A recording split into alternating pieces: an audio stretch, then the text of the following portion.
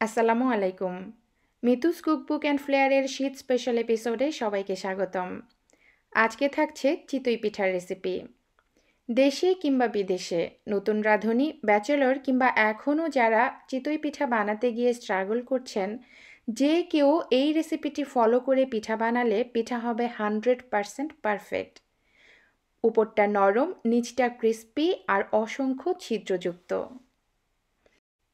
আর এই পিঠার রেসিপিটি এতটাই সহজ যে কেউ চাইলেই এখন থেকে স্বাস্থ্যসম্মতভাবে ঘরেই এই পিঠাটা তৈরি করে এর স্বাদ নিতে পারবে। চিতই পিঠার জন্য আমি এখানে নিয়ে নিচ্ছি 2 কাপ পরিমাণ বাসমতি চাল। যে কোনো ধরনের আতপ চালই এখানে ব্যবহার করা যাবে। তার সাথে নিয়ে নিচ্ছি আধা কাপ পরিমাণ সিদ্ধ চাল, অর্থাৎ যে চালের ভাত আমরা সচরাচর খেয়ে থাকি। এবার এই চালগুলোকে খুব ভালোভাবে ধুয়ে পরিষ্কার পানিতে ভিজিয়ে রাখতে হবে সারা রাত ধরে। বাসমতি চালের পরিবর্তে এখানে সুগন্ধি পোলাওর চাল ব্যবহার করলে পিঠাটা আরও ভালো হবে। আর আমি এখানে অল্প পরিমাণে ভাতের চাল অর্থাৎ সিদ্ধ চাল মিশিয়েছি যেন পিঠাটা একদম নরম আর ফুলকো হয়। দেখতেই পাচ্ছেন সারা রাত ভেজানোর ফলে চালগুলো একদম ফুলে ডাবল হয়ে গেছে। এই চালটা পানিতে ভিজে বেশ নরমও হয়ে গেছে। এখন এই পানি সহই চালটাকে আমি যতটা সম্ভব মিহি করে পেস্ট করে নেব। তবে শুরুতেই অনেক বেশি পানি দিয়ে দিবেন না। যতখানি চাল নেবেন ঠিক ততখানি পানি দিয়ে এটাকে আস্তে আস্তে ব্লেন্ড করবেন। তাহলে গোলাটা সুন্দর হবে। যদি পেস্ট হতে না চায় সেক্ষেত্রে আপনি অল্প অল্প করে পানি যোগ করবেন। আমি নর্মাল পানি দিয়েই চালটাকে ব্লেন্ড করে নিচ্ছি, তবে আপনারা চাইলে কুসুম গরম পানিও ব্যবহার করতে পারেন। তবে যেহেতু ব্লেন্ড করা হচ্ছে তাই হয়তো পুরোপুরি মিশে গিয়ে স্মুথ গোলা তৈরি হবে না। সুজির মতো এরকম একটু দানা দানা থেকে যেতে পারে। তবে সেক্ষেত্রে চিন্তার কিছু নেই। এর জন্য পিঠা বানাতে কোনো সমস্যা হবে না। আরও একটা গুরুত্বপূর্ণ তথ্য দিয়ে রাখি।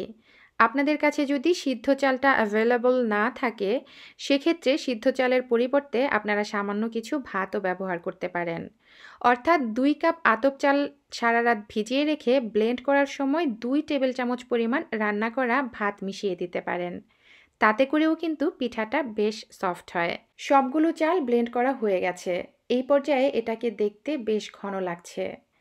এখন আমি এই গোলাটার মধ্যে দিয়ে দিব পরিমাণ মতো লবণ আর 1 চা চামচ বেকিং পাউডার।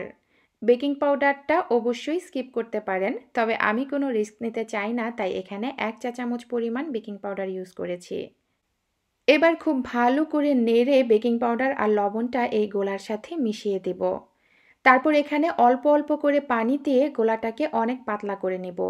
ঠিক পাটিসাপটা পিঠা বানানোর গোলা আমরা যতটা পাতলা করে তৈরি করি তার থেকে সামান্য একটু ঘন হবে। চিতই পিঠার গোলা খুব বেশি ঘন হলে পিঠা ভালো হয় না, শক্ত থেকে যায়, অনেক সময় কাঁচাও থেকে যায়, ফুলকো হয় না আর নরমও হয় না। তাই এটাকে যথাসম্ভব পাতলা করেই নিতে হবে। আশা করছি দেখে বোঝা যাচ্ছে ব্যাটারের কনসিস্টেন্সিটা ঠিক কতটা পাতলা হয়েছে। আর এটাকে যত ভালোভাবে ফেটে নেবেন পিঠাগুলো ততই ভালো হবে। প্রয়োজন বোধে একটা হ্যান্ড হুইস্ক দিয়ে ভালো করে ফেটে নিতে পারেন। এটাকে যত ভালোভাবে ফেটবেন ততই এই গোলাটার মধ্যে বাবল তৈরি হবে, আর এই বাবলের কারণেই পিঠাটা ছিদ্রযুক্ত হবে আর ফুলকো হবে। আর প্রতিবার পিঠা বানানোর আগে গোলাটাকে এইভাবে বেশ ভালো করে নেড়ে মিশিয়ে নিতে হবে। এবার চলে যাচ্ছি পিঠা তৈরিতে। আজকে চিতই পিঠা বানানোর জন্য আমি একটা লোহার কড়াই ব্যবহার করছি। আর কড়াইটা প্রথমে খুব হাই হিটে বেশ ভালোভাবে গরম করে নিয়ে চুলার আঁচটা মিডিয়ামে করে দিয়ে তারপর কড়াইতে ব্যাটার দিচ্ছি। তারপর একটা মাটির ভারী ঢাকনা দিয়ে আমি এটাকে ঢেকে দিচ্ছি। চেষ্টা করবেন এমন একটা ঢাকনা দিয়ে পাত্রটাকে ঢাকতে যেন ঢাকনায় কোনো ছিদ্র না থাকে কিংবা বাতাসটা যেন কোনোভাবে বেরিয়ে না যায়। আর চিতই পিঠার কড়াইয়ে তেল ব্রাশ করে নেওয়ারও প্রয়োজন নেই।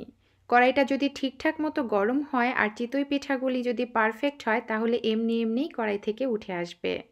তবে প্রয়োজনে আপনারা সুতির পরিষ্কার কাপড় দিয়ে বারবার মুছে দিতে পারেন যেন পিঠার তলায় কোনো দাগ না পড়ে, তলাটাও যেন সুন্দর হয়।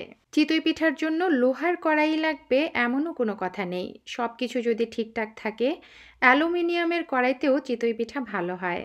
তবে আমার কাছে সবচেয়ে বেশি ভালো লাগে মাটির চুলায় আর মাটির খোলায় তৈরি চিতই পিঠা। সেই পিঠাগুলোতে খুব সুন্দর একটা মেটে মেটে গন্ধ থাকে। যাই হোক, কথায় কথায় আমার পিঠাগুলোও তৈরি হয়ে যাচ্ছে। আর দেখেই নিশ্চয়ই বুঝতে পারছেন পিঠাগুলো কতটা পারফেক্ট আর কতটা সুন্দর হয়েছে। প্রতিটা পিঠা তৈরিতে আমার সময় লেগেছে 2.5 থেকে 3 মিনিটের মতো। তবে এটা নির্ভর করে পিঠার সাইজের উপর। পিঠাটা আরও একটু বড় হলে সময় আর একটু বেশি লাগতো, আর এর থেকে ছোট হলে আরও অল্প সময়েই পিঠা তৈরি হয়ে যাবে।